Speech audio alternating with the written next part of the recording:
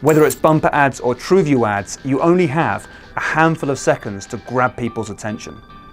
And most people think that means going big with sudden action, weird characters, immediate drama. And yeah, those work, but Ikea have proved that there's more than one way to skin a cat. Each ad opens with a regular, everyday scene. One of the actors then tells you that you can skip.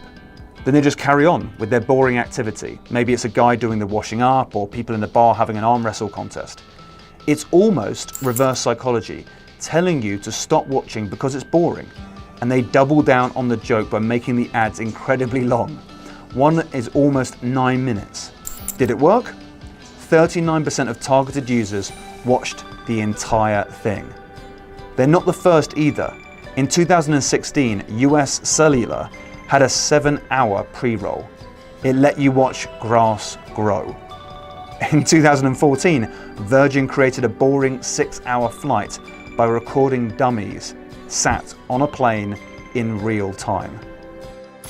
Okay, so if you enjoyed that video and you want to receive more videos just like that, then make sure you subscribe to the channel. Click the button on the video right now. Thanks.